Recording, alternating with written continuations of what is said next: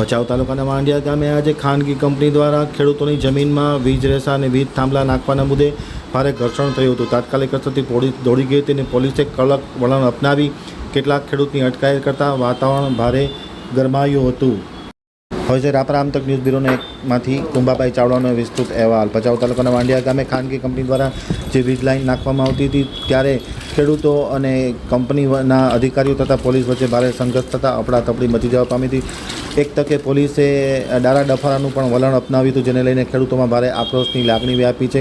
અને આવતીકાલે ભારતીય કિસાન સંઘના તમામ જિલ્લાના પદાધિકારીઓ અને કાર્યકર્તાઓ વાંડિયા ગામે ભેગા થઈ અને નવી રણનીતિ ઘડી કાઢશે. મળતી માહિતી મુજબ આજે ભચાઉ તાલુકાના વાંડિયા ગામે ખાનગી કંપની દ્વારા જે વીજ લાઇન અને વીજ રેસા નાખવાની કામગીરી ચાલુ હતી ત્યારે ખાસ કરીને ખેડૂતોએ પોતાના આક્રોશ સાથે જે જમીન છે તેમાં જે લાઇન નાખવામાં આવે છે તે નિયમ વિરુદ્ધ હોય, પરિણામે તેમને ન્યાય મળે તે રીતના કામગીરી કરવા માટે અનુરોધ કરવા હોય તો સમૂહમાં ખેડૂતોએ રજૂઆત કરી હતી. પરંતુ કંપનીના અધિકારીઓ અને ખાસ કરીને પોલીસ વચ્ચે ઘર્ષણ થયું હતું. એક તકે શાબ્દિક ટપાટપી પણ થઈ હતી અને ક્યાંક ને ક્યાંક પોલીસે કેટલાક કાર્યકર્તાઓની ધરપકડ પણ કરવામાં આવી હોવાનું જાણવા મળે છે, અટકાયત કરવામાં આવી હોવાનું જાણવા મળે છે.